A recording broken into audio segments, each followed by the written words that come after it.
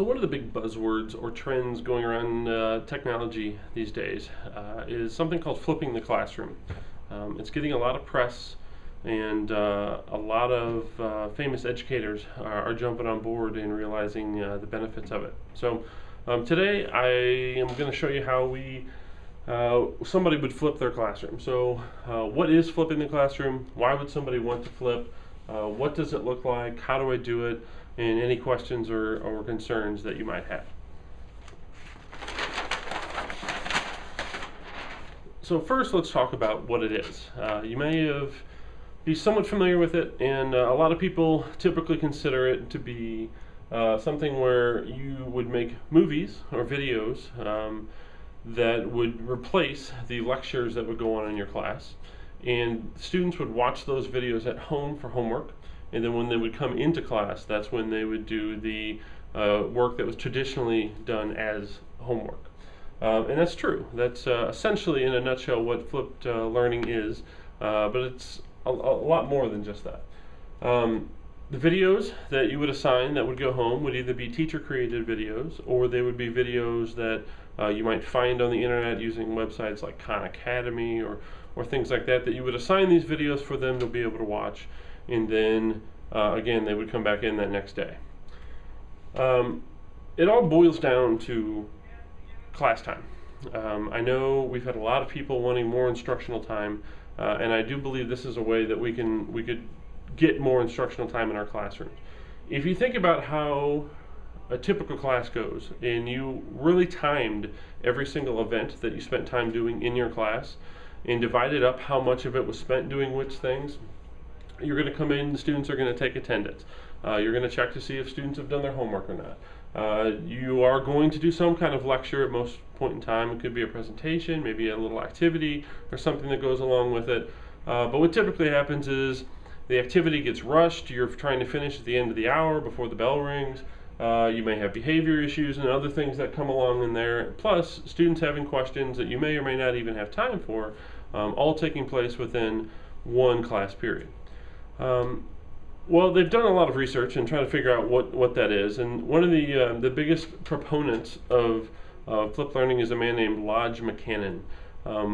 Lodge is will tell you that it's about 10% of your actual class time that is spent on the actual lecture. The actual content of your class within a middle school class period is only about 10% of that time.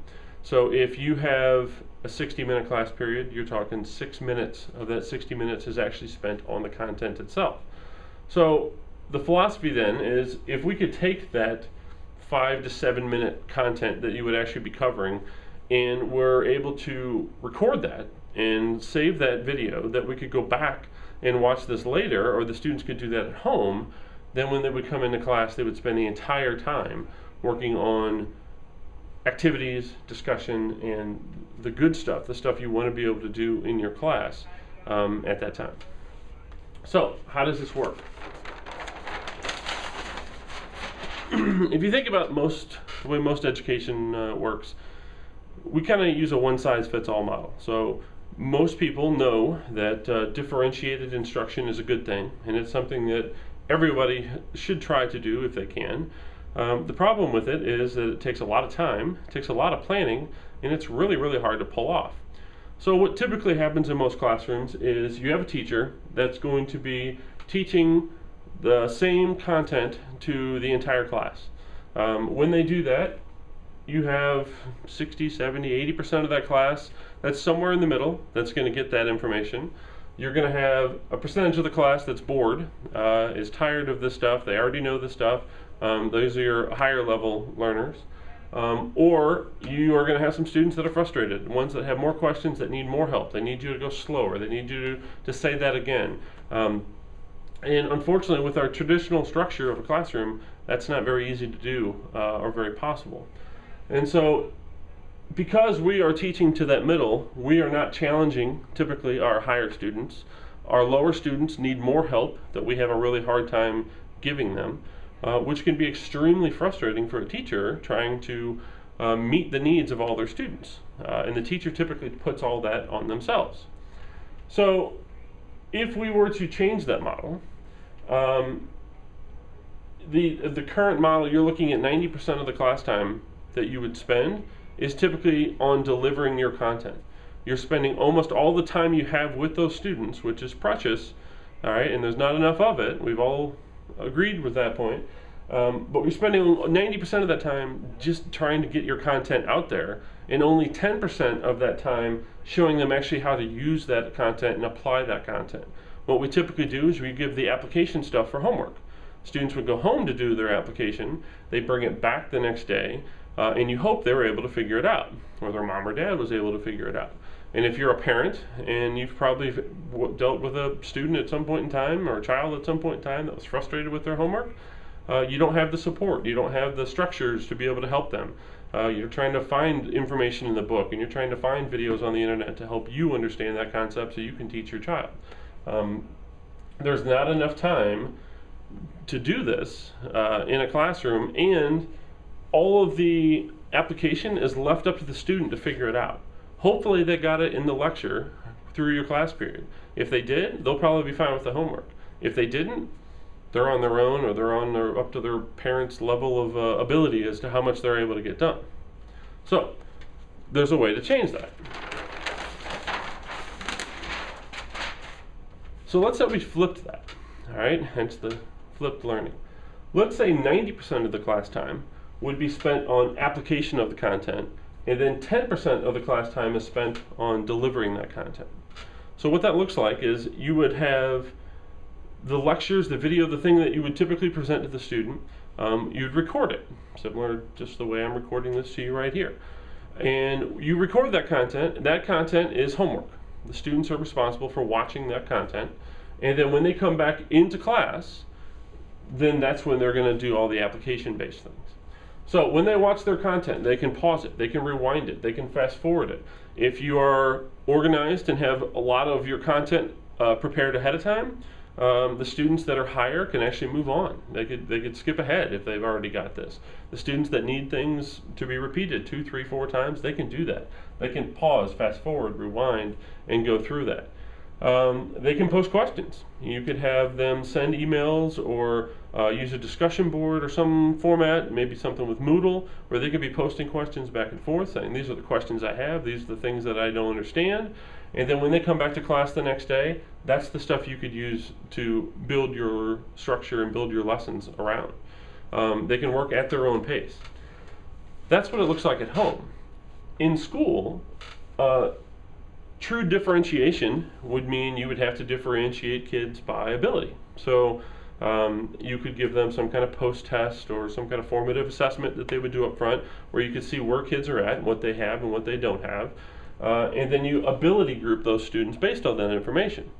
And so you would spend your entire class period going around as a teacher from group to group to group, giving them and helping them with the information that they need. So maybe the worksheet that you would have done as homework, or the problems that you would have assigned as homework, they could be doing those in class. And because they're ability grouped, you can structure that homework based on the abilities of those students or of those groups. So the students that might be having more issues and need some more help, maybe they're going to have a different worksheet or a different set of problems or activities that's different than what the middle group might have or what a higher group might have. And so you can still then challenge the higher students and then still be able to work with the students that have more questions and answer those questions in class. So you will spend almost the entire class period, 90% of the time, working on applying this content. All right, that could look like problem solving. Obviously, math is a really easy area to flip that a lot of people consider because of math problems. All right, and being able to flip that kind of stuff. But it works with anything. All of the fun stuff that you want to be able to do, or you wish you had more time to do, your activities, your discussions, your other technology projects you might want to choose. Those are the types of things that you can spend class time in because they've already gotten most of their content at home. And you don't have to work on it. Now, you're probably thinking a couple things. You're probably thinking, okay, how is that going to work for us? What if a kid doesn't watch those videos at home? We're going to cover that in just a second. But switching to a model like this, and if this is truly what you decide to do, and you do this to its top ability, You could potentially have a classroom where every student is engaged in whatever it is that they're doing. The students that are getting frustrated, you could work on that. The other thing this does is lecture is a very one-dimensional kind of thing. There might be some questions, there might be some discussion back and forth, but it's typically not a very personal experience. And it's kind of crazy to think, but technically doing a flipped model actually allows you to make more personal connections with your students. As you're working and moving one-on-one, you're going to be able to work with these students and get more information about who they are and how they tick and how they learn, and are going to build more personal connections with these students because you're going to spend so much more time one-on-one with them in class than what you traditionally would have done in the past. So it's kind of crazy, but the founder of Khan Academy has actually said that you are actually using something that's considered very dehumanizing, like technology, and are actually using it to do something very human and create much more personal connections than what we had. So this is a way to be able to effectively do differentiation and do it in a manageable way that's not overly time consuming for the teacher, and something that they can do in a relatively short, simple way without having to pull their hair out trying to figure out how they're going to meet all these kids' needs.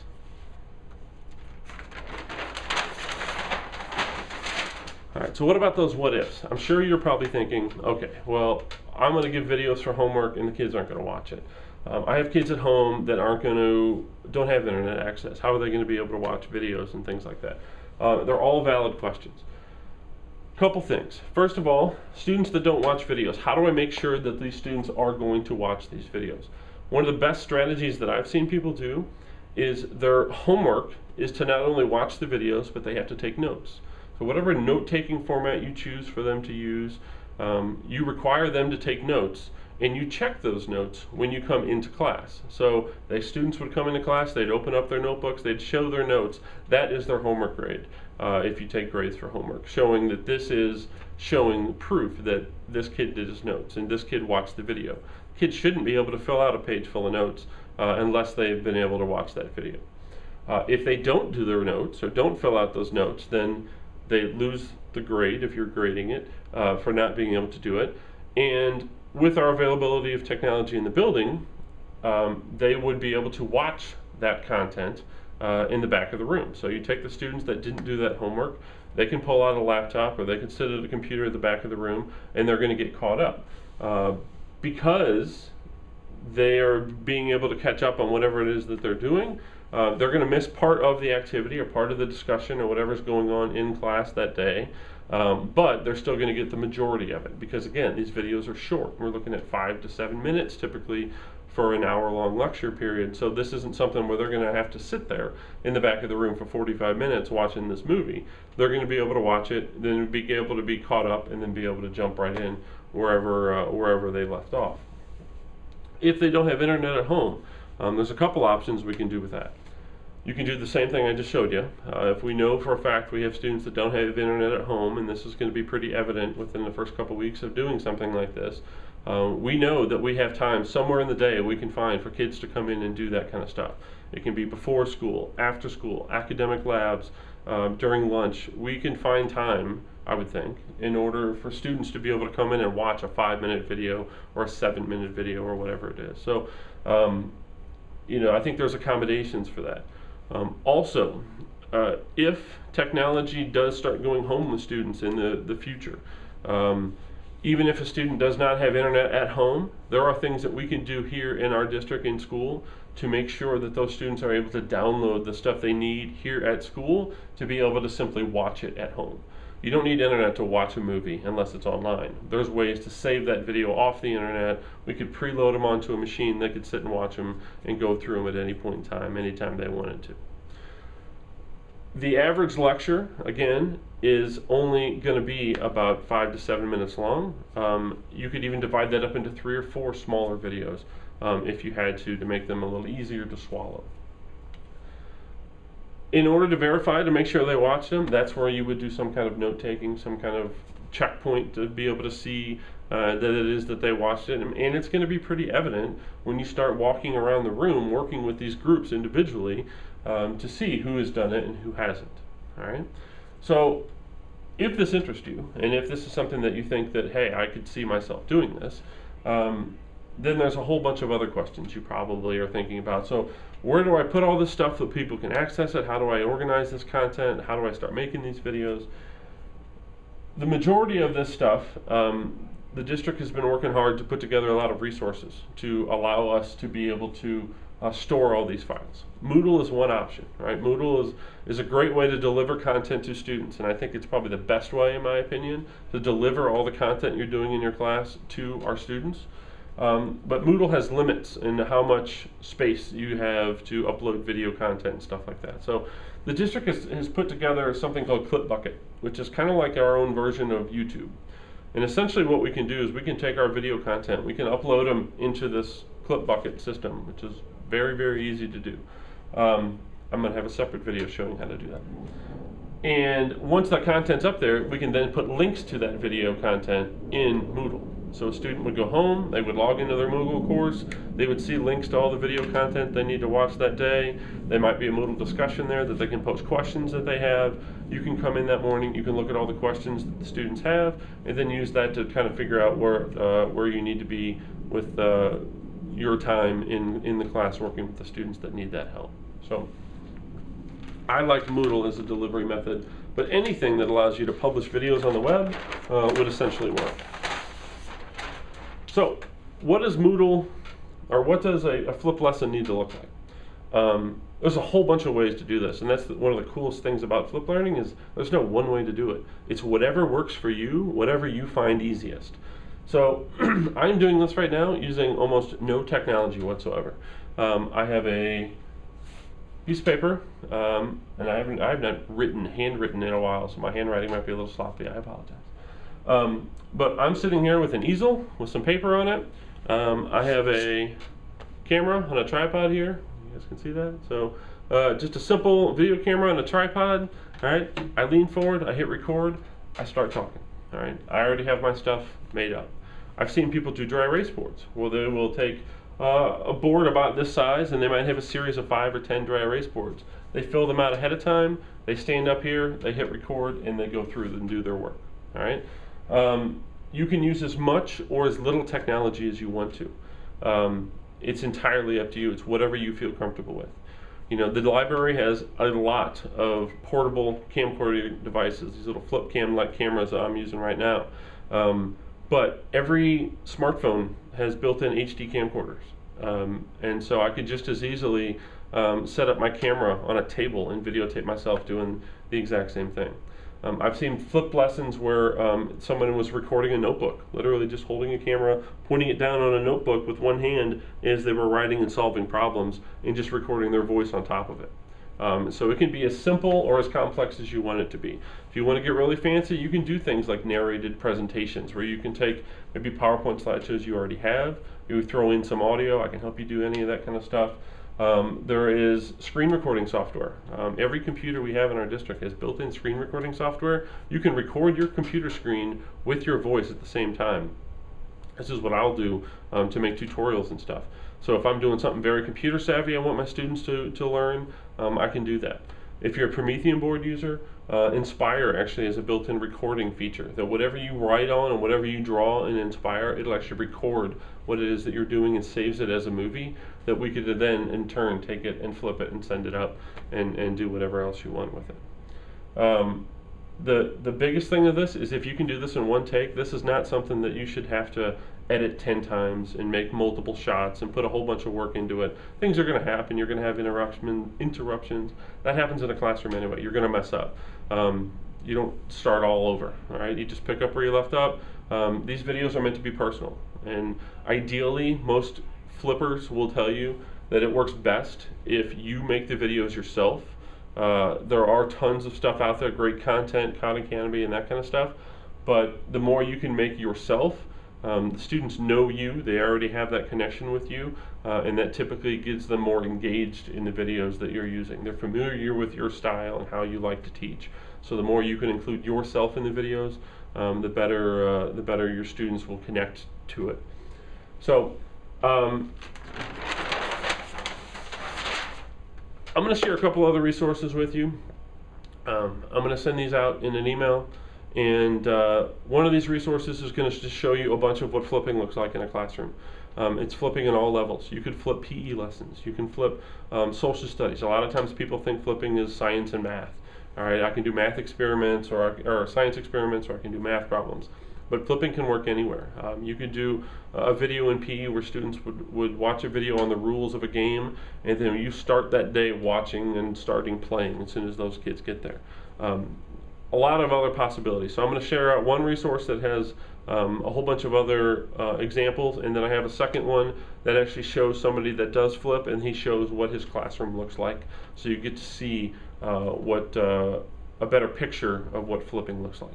So I hope you're interested. I hope this is something that you find valuable, and if so, definitely let me know, and we're willing to do whatever we can to make this happen. So thanks.